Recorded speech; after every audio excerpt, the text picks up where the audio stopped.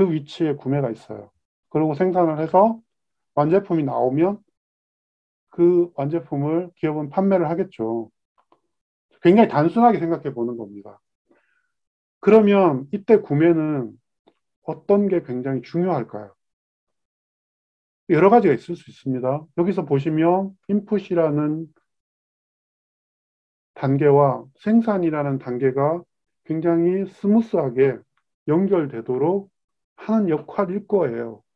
그렇게 하기 위해서 공급사를 선정하고 공급사를 평가하고 리드 타임을 체크하고 조금 더 바람직한 공급사를 찾아내고 이런 역할을 할 겁니다. 그리고 한 번 더 생각을 해보는 겁니다. 어떻게 생각해 보냐면 그렇다면 기본적으로 보면 구매는 이런 역할 같아요. 근데 이 구매가 생산과 위치가 바뀔 수도 있을까요? 이렇게 생각을 해보는 겁니다. 이게 마지막 장에 이야기를 드리게 되는, 그러니까 모두, 비대면 라이브 강의의 6장에서 설명하는 선진 구매 트렌드라고 하는 것과 연결이 되어 있습니다. 그리고 오늘 잠깐 이야기로 풀어보는 구매 역사라는 부분에서도 잠깐 다루게 됩니다. 자, 조금 더 쉽게 설명을 드리기 위해서 얘를 우리 집 얘기로, 우리 집 얘기로 한번 비유를 해보겠습니다. 우린 보통 이렇게 하죠. 시장에서 재료를 사서 그거를 집에 가지고 와요. 어머니가 하시기도 하고 가끔 아버지가 하시기도 하죠.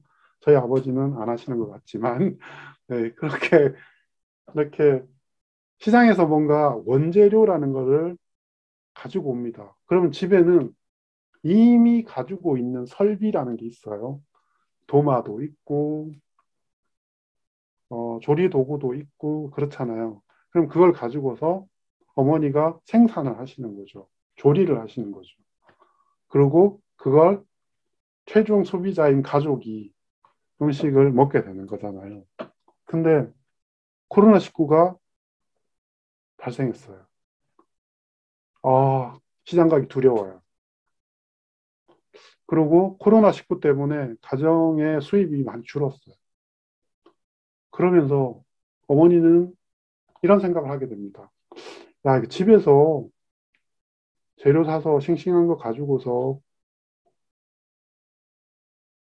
준비하는 것도 좋은데, 지금 수입도 줄고, 나도 뭔가 해야 될 것 같고, 자, 이렇게 상황이 변했어요.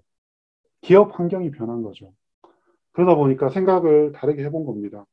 이거를 내가 만드는 게 아니라 더 잘 만드는 사람이 대량으로 만든 게 있는 거를 내가 그냥 사서 집에서 그냥 약간 데펴서 먹으면 되지 않을까?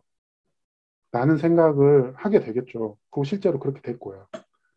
그러면서 코로나19가 대유행을 오랜 기간 동안 2년 넘게 되면서 우리의 식생활이 많이 바뀌었어요. 일단 배달이 엄청 늘어났어요. 배달은 완제품을 배달하는 거라고 볼 수 있겠죠. 완제품을 배달해서 쓸 때 생산과 구매가 약간은 바뀐 느낌이 들죠. 그리고 그거 아니더라도 간편식이라고 해서 뭐 홈밀 리플레이스먼트라고 부르는 HMR이라고 하는 시장이 폭발적으로 성장했습니다. 지금 대형 마트를 가보시면 그 진열장이라고 하나요? 그 진열장에 그 큰 진열장에 한 코너가 다 간편식이에요. 저도 이거 되게 많이 이용하고 있습니다. 어떨 때 이용하냐면 그 양가 부모님이 계신데 그 양가 부모님이 나이가 좀 많이 이제 들어가시고 계시거든요. 그러면 이제 혼자 계시기도 하고 두 분이 다 계시기도 하거든요. 이제 생각을 해봤어요. 우리 양가 부모님들이 이제 매일매일 음식을 준비하는 게 쉽진 않은 것 같아요. 제가 한 건 아니지만. 그냥 생각을 해보니까 그런 것 같아요. 귀찮기도 할 것 같아요. 맨날 남편 하나도 안 도와주는데, 그 남편 위해서 하루 세끼 그 삼식이 그 밥 챙겨주는 것도 쉽지 않은 거잖아요. 그러면 이제 한 끼 그냥 딱 데펴서 맛있게 먹을 수 있는 그런 걸로 이제 간편식 같은 이렇게 봉지로 이렇게 한 두 명이 먹을 수 있는 봉지로 이렇게 조리된 뭐 된장찌개도 있고 소고기 무국도 있고 미역국도 있고 이런 게 되게 많거든요. 종류도 되게 많아요. 종류도 하루에 한 종류씩 먹으면 한 달 다 먹을 수 있을 만큼 많아요. 그런 거를 이제 한 50개 내지 한 100개 정도 사서 드리는 거예요. 아, 좋아하시더라고요. 네, 그렇게 드리는 걸 생각해 보면 그것도 인풋에서 아웃풋까지 가는 사이에 구매와 생산이 바뀐 형태라고 볼 수 있습니다. 그리고 더 추가해 보면 바빠진 현대인의 생활 또는 1인 가구의 증가, 내가 요리하는 데 아니라 다른 어떤 삶의 질의 향상을 위해서 구매의 형태를 바꿔가는 변화들이 있습니다. 그러면 생산과 구매가 바뀌었을 때는 그 구매의 역할은 어떻게 확장될 것인가를 한번 생각을 해보시면 좋을 것 같습니다. 네, 여기가 이제 현재 구매의 역할, 지금 화면에 보시는 것처럼 이 위치에서의 구매의 역할과 생산과 구매가 바뀐 상황이라면 그때 그걸 구매라고 부를 수 있는지 아니면 다른 이름으로 부를 수 있는지 한번 생각을 해보시면 좋을 것 같아요. 자, 여기 이렇게 책을 다시 한번 보여드리면 여기 보면 구매 관리라고 돼 있잖아요. 근데 되게 희미하게, 이건 2018년도 똑같아요. 영문으로는 어떻게 돼 있냐면 일단은 퍼처싱이에요. 퍼처싱 앤 서플라이 매니지먼트라고 돼 있잖아요. 네, 그런 거는 이분도 책을 낼 때 지금 한국의 현재 상황은 퍼처싱이라고 하는 단어가 훨씬 더 가깝게 친숙하게 느껴지는 게 사실인 건 인정한 것 같아요. 근데 앞으로 변화되어야 할 구매의 확장된 역할은 서플라이 매니지먼트라고 하는 걸로 이야기를 하고 싶었던 것 같아요. 그리고 사실 선진 구매라고 하는 틀 안에 있는 나라에서의 구매는 purchasing이라는 단어보다는 supply management라는 단어를 더 많이 쓰고 있는 게 현재입니다. 현재 어, 선진 국가의 선진 또는 선진 기업들의 그 구매의 역할을 담을 수 있는 용어로는 구매라기보다는 공급 관리라고 하는 형태를 더 많이 취하고 있는 게 현재 상태입니다. 물론 이제 지금 그 몸담고 있는 회사의 이제 그 역할에서 그 부서를 어떻게 부르는지는 이제 각각의 지금 그 속하신 기업에 따라서 조금 다르겠죠. 아직 저희 회사도 제가 다니는 회사도 구매팀이라고 부릅니다. 근데 이제 제가 이제 다른 기업들 이렇게 강의를 자주 가는데요. 그 기업에 따라서는 어떤 기업은 이미 선진화된 형태로 구매가 아니라 공급관리팀이라고 또는 SCM팀 뭐 이렇게 조금은 확장된 형태의 기능을 먼저 설명할 수 있는 그 이름으로 부르고 있는 게 현실입니다. 참고하셨으면 좋겠습니다. 그 다음으로 이제 한번 그렇다면 이제 이까지는 해봤잖아요. 구매란 무엇인가? 그리고 현재 구매와 확장된 구매의 형태 이것도 한번 생각을 해보셨어요. 그 다음에 이제 뭐 보셔야 될 거는 그렇다면 구매를 잘 한다는 것 또는 구매를 올바로 한다는 것은 어떤 걸까?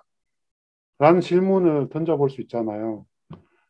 그 대답의 첫 번째 제안으로 첫 번째 제안으로 최종욱 교수는 이렇게 시작을 합니다. 자, 화면을, 다시 왼쪽 화면을 좀 봐주시면, 자, 여기 보면, 구매의 전통적 의미는, 아까 전에 잠깐 말씀드렸잖아요. 여기서, 그렇다면 구매가 뭔가를 잘 한다는 건, 올바르게 한다는 건 어떤 의미일까? 또 어떤 거에 관심을 둬야 될까? 라고 생각을 해보는 질문을 지금 7페이지에서 시작을 한 거예요. 그러고 넘어가 보면 이제 올바른 가격으로 구매하기, 올바른 시간에 구매하기, 올바른 수량으로 구매하기, 올바른 품질로 구매하기, 올바른 공급사로부터 구매하기 라고 하는 형태를 보이고 있어요. 자, 이걸 다시 뺄게요.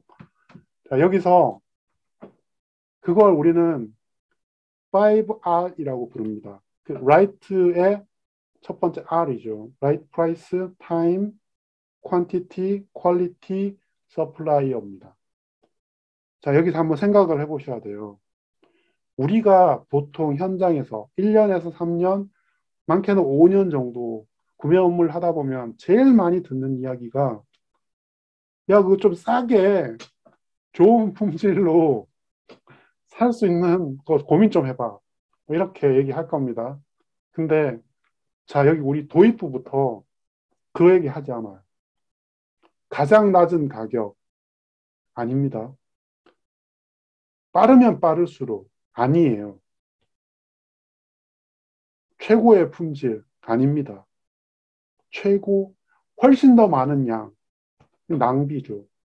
그리고 공급사도 가려서 이해가 안 되죠. 쉽지 않아요. 자, 구매를 실무만 하다가 구매 관리 기본이라고 하는 이론을 조금 더 배우기 위해서 강의를 들으실 때 이 부분을 만나게 되면 아, 이건 현실과 괴리가 좀 있는데? 라는 생각을 또는 그런 질문을 하게 됩니다. 근데 이제 생각을 해보는 거죠. 가장 낮은 가격으로 상대를 쥐어짠다면 거기에는 내가 모르는 어떤 조치를 취해서 그 가격을 맞추려고 하겠죠. 그리고 그거는 대체로 품질을 희생하는 쪽으로 되기 마련입니다. 네. 예를 들어 볼까요? 토요타의 회장이 어느 날 미국 청문회에 참석했어요. 왜 참석했냐 하면 사고가 났거든요.